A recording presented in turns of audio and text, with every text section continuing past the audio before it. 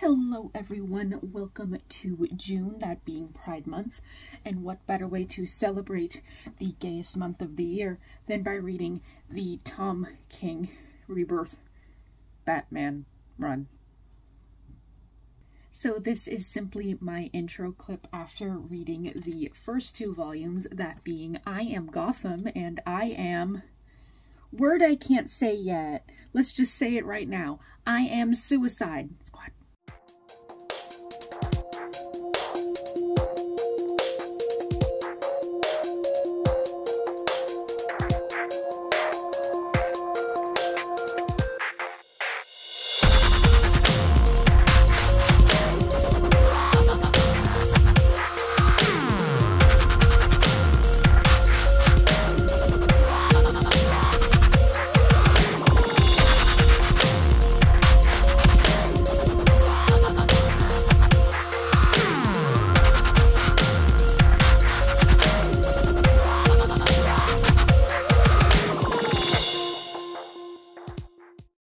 So I have already read the DC Universe Rebirth of Batman Volume 1, I Am Gotham by Tom King, David Finch, and of course many other credited writers and artists. I am giving this book 2 stars. It was not a great start for me personally. While the art in here is very well done, very well executed, I really enjoyed a lot of the colors. I enjoyed the unique take on what was going on ultimately. I did not enjoy the introduction of Gotham and Gotham Girl, and I didn't enjoy their mini-story arc that was going on. One thing I really do enjoy is that Bruce is just a hunky, crazy person who's constantly working out over the edge of his helipad and stuff. Really enjoy that. Really enjoy the artistic depiction of Bruce in this, let's say. However, I find the introduction and story arc of Gotham and Gotham Girl to be a little bit underwhelming and almost a bit rushed. Like, we hardly get any idea of them working together. It just happens and all this stuff happens to them. And ultimately, they're just casualties for the plan that's supposed to be affecting Batman. That being the Amanda Waller stuff where they're trying to grab, what's his name? The psycho pirate? Don't like that guy. And Hugo Strange for some reason. These guys are the big baddies at the given moment, and I just didn't like the storyline.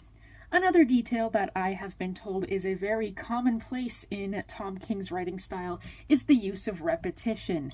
Repetition can be used sparingly or used purposefully at times where you're trying to put in the metaphor of what's going on. But the way that repetition is done in this book is giving me a headache. I don't like it one bit. The final scene with Gotham and Batman being like, goodbye Gotham, goodbye Batman, I'm gonna kill you, I'm gonna kill you, I'm gonna stop you. Okay, I get it, it's the same scene, right?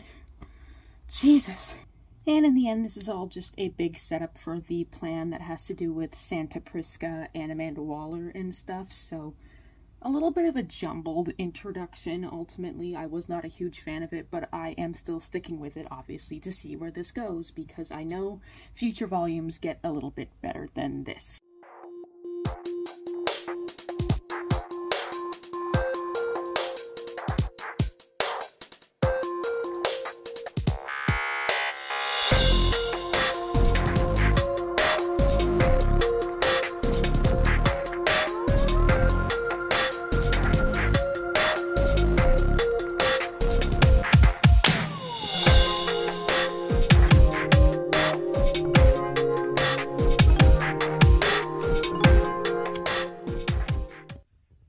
The next volume I've read so far is Volume 2, I Am Suicide by, I'm gonna butcher some names, Tom King, Mikel Janin, Mitch Gerads, and June Chung. This one is all about Batman and his plan to take Catwoman, Ventriloquist, and some real stellar characters named Punch and Julie to go to Santa Prisca to stop Bane's plan, where he is getting Psycho Pirate, and I think Hugo Strange isn't in this one. I think he's sort of done. And there's also some other guy, this like tiger guy. And they have this plan where they're just trying to make sure all of that gets stopped and that Bane gets stopped. and there is a lot of pretty juicy bat and cat stuff going on, which is always one of my favorite dynamics. So while I really enjoyed the bat and cat aspects, ultimately this volume is another 2-star for me. Once again, no problem with the art here. Beautiful stuff. Really enjoyed the art. When the art's really bad in a comic, it's really hard for me to take it seriously, so I'm glad I don't have that problem. However, the repetition in these volumes is rearing its ugly head. It is so bad, I started to count how many times Batman says, "And I will break your back." It is the most repetitive thing I've ever read in a comic like this. He says it 7 times. I understand he's saying a message, specifically talking about what his goal is, but he also just says it randomly outside of that. And there are other instances of repetitiveness, obviously, where they're trying to say the message of what Batman's trying to do here, the "I am Batman, I am suicide" thing. However, you don't need to put "no one answered, no one answered, no one answered, no one answered" 436,000 times. Oh my god. The repetition in here is giving me a headache. Not to mention, Punch and Julie, they're purposefully unbearable. I understand that, but oh my god. I just stopped reading their dialogue because it wasn't important to the story or to anybody's characters. Also, Naked Bane. Why? So I liked this volume better because it had a more cohesive storyline we were following, a more cohesive plan that they were putting out, and everyone had a goal, everyone had a role, and the ending with the bat and the cat, of course, very interesting stuff, which is setting up the future arc going on in these comic runs. And ultimately another 2-star because of all the repetition and Punch and Judy, I don't know, it's supposed to be like the Punch and Judy puppets, but like I said, I stopped really reading them closely because they were unbearable. Yes, they were unbearable on purpose, but I'm not putting myself through that. So yeah, that was me reading the first 2 Tom King comics for Batman, and hi Selena, and I will see you guys later for the update on the next 2.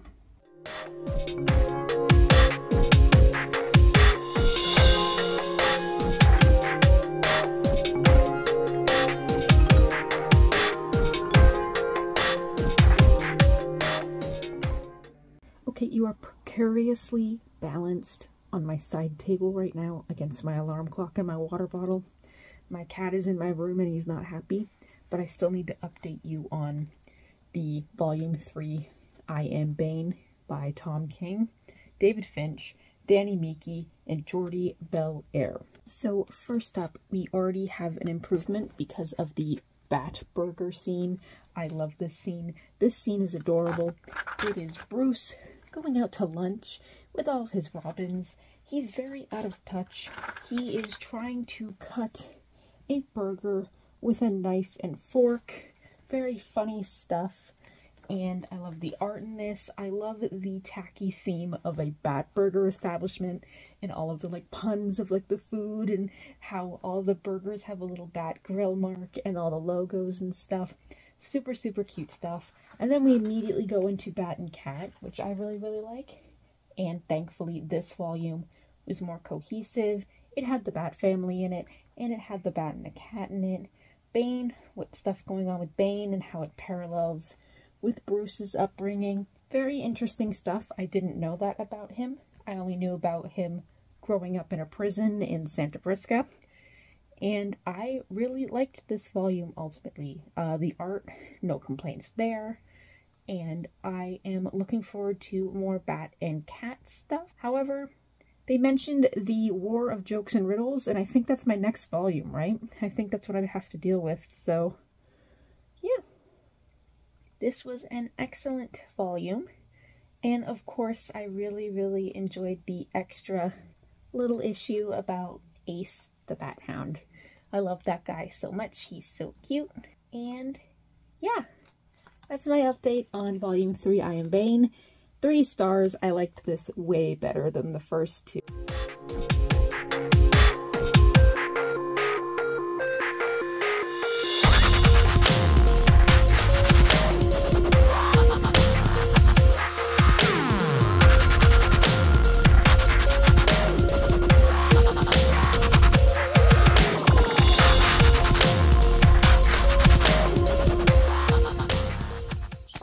Alright, and here I am after having just finished Volume 4, The War of Jokes and Riddles, and Volume 5, The Rules of Engagement. So, to start off, I read Volume 4, The War of Jokes and Riddles by Tom King, Michael Janin, June Chung, and Clay Mann. I'm giving this one 1 star. The art in it was once again perfectly fine. Everything, visually is completely fine. However, the way the story is set up and is executed is so poor. So it's essentially Batman telling Catwoman about the war of jokes and riddles that happened in the past. And it is essentially Joker can't laugh, so he's pissed off and wants Batman dead. And the Riddler's like, I want Batman dead because he's boring to me now. So now they're in a war over who gets to kill Batman. That sounds incredibly, interesting, right? Wrong. Most of the story is just these splash panels of villains existing, and all the fighting is off screen, and anything that's going on is off screen, and what they do show is boring. For example, one of the main characters in this story is Kite Man. Kite Man. Hell yeah. I don't like that decision. I like what they do with it, where he's talking to his son and trying to say, like, sure, I am a joke, but all you can do when someone thinks that you're a joke is to laugh. That's an okay message. I actually didn't mind that. But once again, it is from a story where everything is just happening in villain splash panels. And I was bored. I love the Joker. I was so bored. I think it's because he wasn't acting like himself. Oh, look at that. More villains showing up and not doing anything. And the whole dinner scene, to me, was awful because of the order that they ate their food in, mostly. Like, they have the sorbet 5th, and then they have salad and cheese, and then coffee. You're supposed to... It's different order. Anyway, that was probably the point or something. Oh, look! More villains just standing there. So, yeah, this was not a fun book to read. It was very boring. I didn't like it, even though the idea of the Riddler and the Joker fighting over who gets to kill Batman should be very, very exciting. It just wasn't. But you know what? Bat and Cat is always good. Bat and Cat is always good. I'm not going to complain about them and about him telling her a story. That's pretty exciting stuff. But in the end, oh my god, 1 star, boring.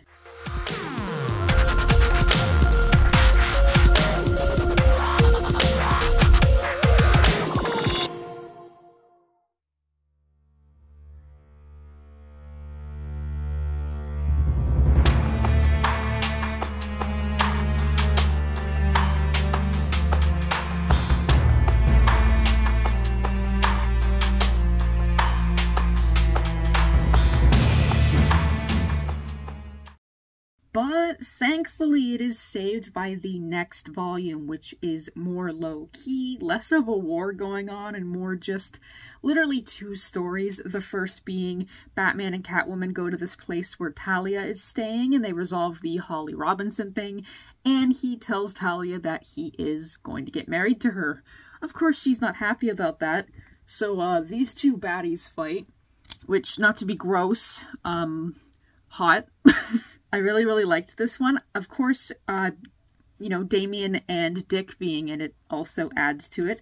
I really like all of the Robin's interactions, and the art is different, but I do enjoy it. I don't mind it. This page changed my life. She's got like 10 people sleeping in her bed, and she's getting all hot and ready to fight Catwoman.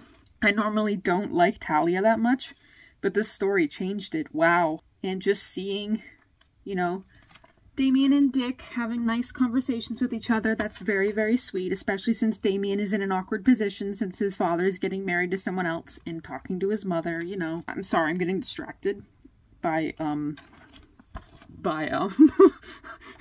yeah, it's fine, I'm just disgusting. And then the other story is, Superman and Batman struggling to reconnect with each other, and their partners Lois and Selina getting them to talk again, and then they go to a fair and celebrate Bruce and Selina getting engaged, which is really sweet. I really like that.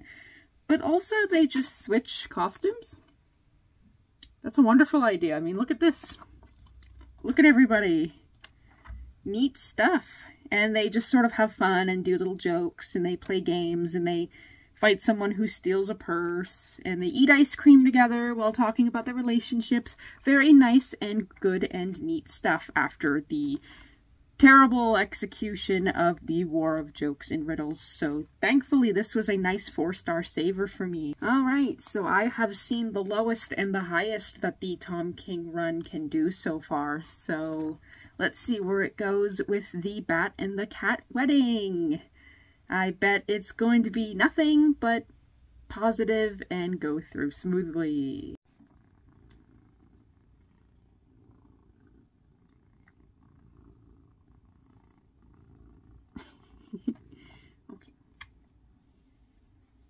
Okay, here we are again. I have read volumes 6, Bride or Burglar, volume 7, The Wedding, and volume 8, Cold Days.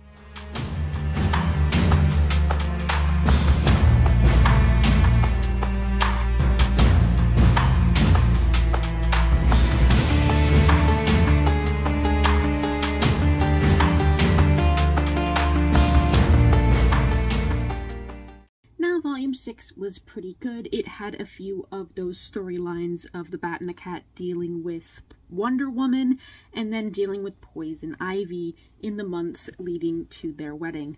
I liked the storyline with Ivy more than I liked the one with Wonder Woman. With Wonder Woman, they are just like trapped in this like dimension for like 34 years fighting a never-ending army in favor of this other guy who had another storyline going on. And Bruce and Diana almost kissed, but they didn't. Woo! So I didn't really care about that. So I much preferred the Ivy storyline where she was controlling everyone in the world and sort of made everyone into a hive mind and everything. I really liked the way that they drew Ivy, because the way they normally draw Ivy is disgusting. So it's nice to see her in a nice dress when she is sort of disguising herself as a pedestrian, and then in her full costume where she's just fully green and orange. Loved that. And of course you always love to see a good Harley and Ivy thing going on. It's really, really sweet to see them and to see that storyline tied up nicely. So yeah, this one is a 3-star from me. Nothing special, it was just a pretty good issue.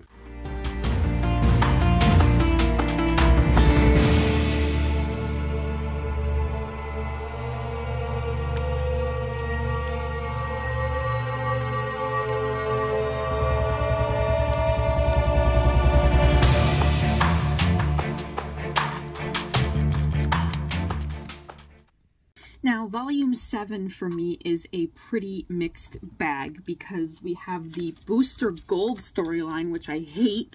I hated every single part of that. I found it very boring. Selena's scratching. Hang on.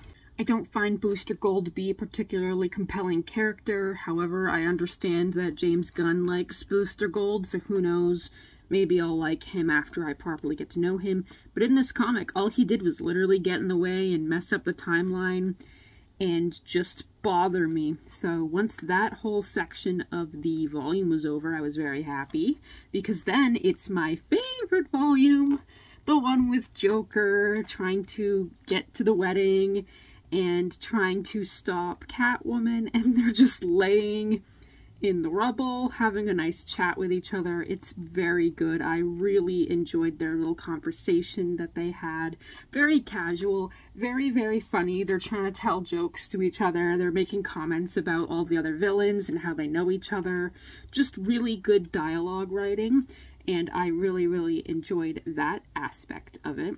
The final part where Cat and Bat ultimately write letters to each other and the wedding gets called off, that is fine also. So despite the horrible part with Booster Gold, this volume gets 4 stars because I just loved that Cat and Joker part so much.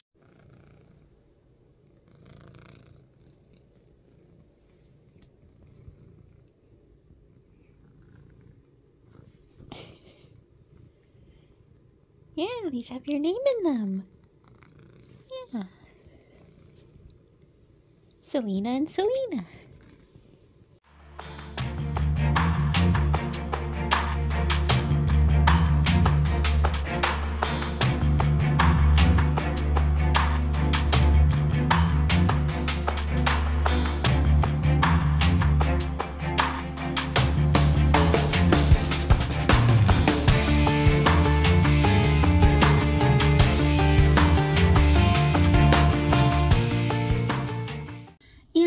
for Volume 8, Cold Days. I really enjoyed the Mr. Freeze trial, but my favorite part in the entire thing was Bruce having to go to the bathroom and have his Kendall Roy style freak out in the bathroom where he rips off a urinal.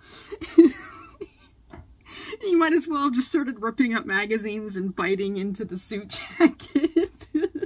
But also, this was just a good volume. Some really good art in here, some very good discussion about how the Batman isn't perfect, and Bruce even sneaking onto the jury to make that case for himself to make sure that Mr. Freeze was not guilty. Very good stuff. The next few volumes are just setting up Bruce and Dick's dynamic early on to make you care about Dick, because he ultimately does get shot by the KG Beast, which is not fun. I hate that. I don't like that at all. So I know that also comes with big changes in the Nightwing comics. I understand that this is the origin of Rick Grayson. Sucks for you guys. I'm never going to be reading that. So yeah, the volume ends with the KG Beast getting hunted down by Batman, and how all of that is going to go down in the next few volumes. So this is my update on these three for now. I think these were mostly pretty good, aside from a few small issues, and I don't know if I'm looking forward to what's coming next, because it seems like it may drag on a bit, but stay tuned. I've got a very chatty and grumpy cat, so if you hear her making little grumbly noises, she's fine, I promise. She's just trying to talk to us. So I've read volumes 9, 10, and 11 of the run, and I have to say these were not some of my favorites.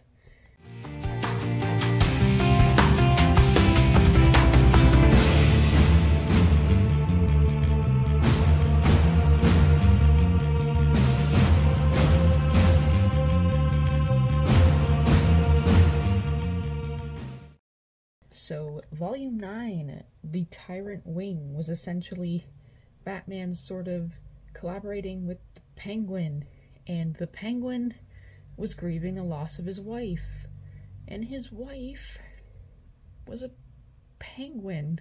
I really don't like the Tim Burton sort of reimagining of the Penguin, where he's a penguin from the sewer and he was raised by penguins and he's a penguin.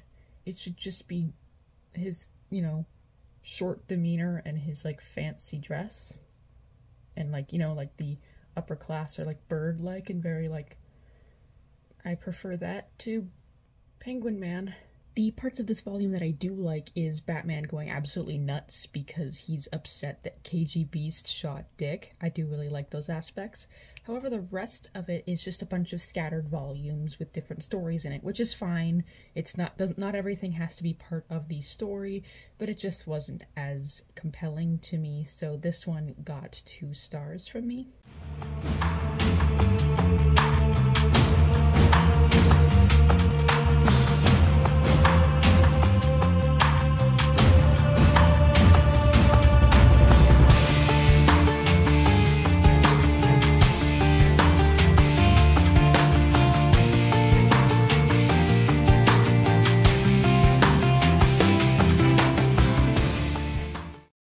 And then, of course, we reach the pinnacle of just random scattered nonsense. However, this is on purpose. This is volume 10, Knightmares, which is Batman is trapped under Knightmares. Well, it's basically like the Riddler and everybody in Arkham fulfilling Bane's plan.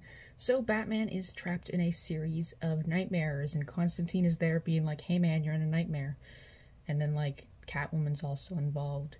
My least favorite part of this volume was Thomas Wayne fighting a fully naked Bane. Just 2 bros naked wrestling each other as some sort of heterosexual bonding exercise.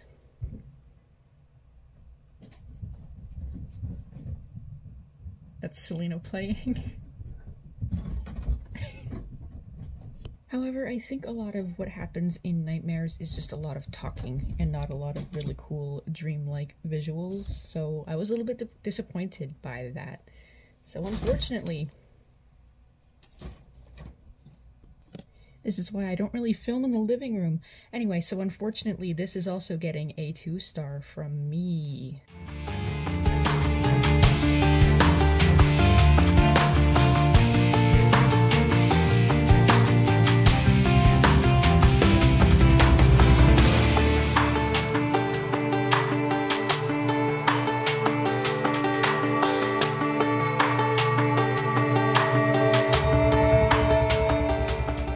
And then Volume 11, The Fall and the Fallen, is the face-off between Batman and everyone in Arkham who sort of trapped him there as part of Bane's plan. He defeats everybody, and then he goes out into the desert with his father, who's also wearing the Batman costume. It's like a Flashpoint reference. And they have a whole thing. They have a whole fight. Of course, they're shirtless in their cowls, obviously. Why else wouldn't they be? Thomas Wayne loves to be naked and fighting people. And at the end, it's going to be the giant, you know, climax with the City of Bane final 2 volumes. So look forward to my thoughts there. This was another 2-star for me. Nothing really happened. So yeah, hopefully my enthusiasm is better in the final clips.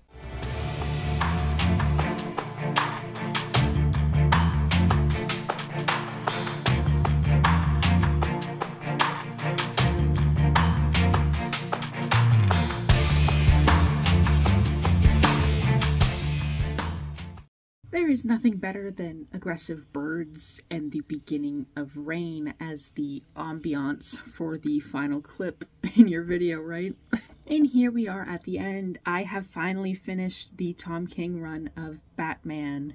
So I read City of Bane Part 1 and City of Bane Part 2. So this volume starts off with Gotham being totally controlled by all of the rogues gallery, like the Joker and the Riddler are like a detective and the commissioner, and Bane is running the city, and people are giving up on Gotham because they're like, well, it's finally quiet for the first time in years. Who cares who's running it? But, you know, people aren't allowed to leave and aren't allowed to enter the city, and it's all in chaos. You know, Bane usually does this sort of thing. He usually runs the town. And so the Bat family is struggling to get by. Meanwhile, Batman has fucked off to Hot and Sexy Island, where he's dressed like Magnum P.I. He's just dressed like Magnum P.I.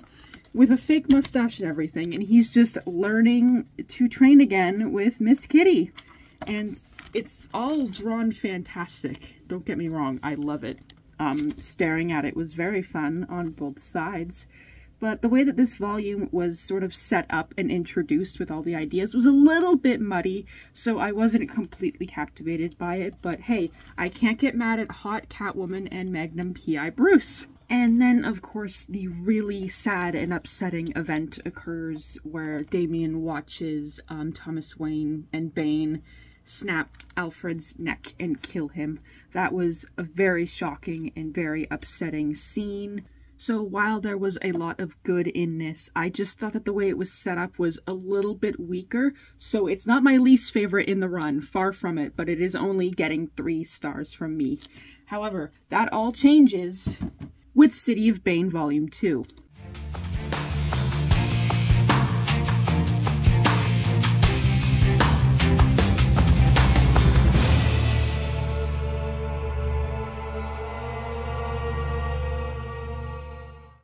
So the first part of the story is Batman literally taking down absolutely everybody that is in his way, including all of the rogues gallery and Bane himself, so he could finally reach Thomas Wayne at the manor.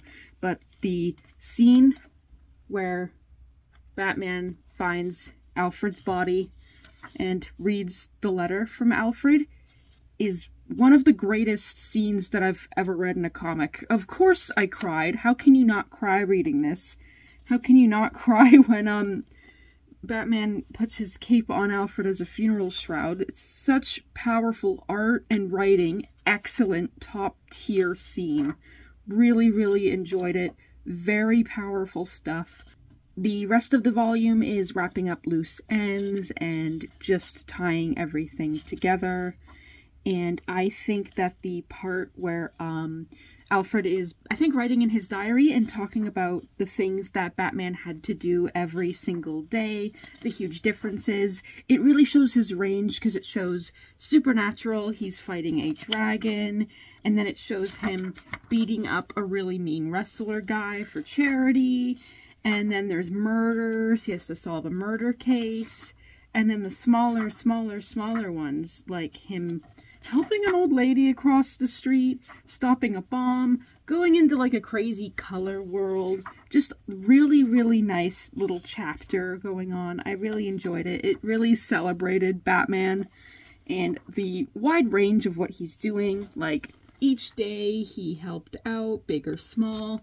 And that's what Batman is to me. He's helping out big or small. So this volume was 4 stars for me just for the Alfred scenes alone, basically. The rest of it was perfectly fine, just wrapping up loose ends. And with that, I have finished the 13-volume Tom King Batman run, ending with City of Bane Parts 1 and 2.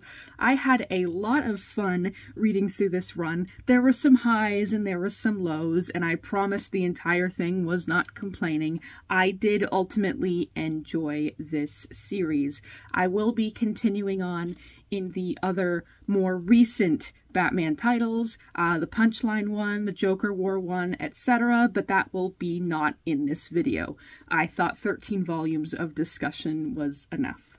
So thank you so much for watching. Please look around my channel. I have a few more Batman specific vlogs as well as collection videos and reading vlogs. So hopefully you find something else that you enjoy. Don't forget to like, comment, and subscribe, and I will see you all next time. Bye-bye.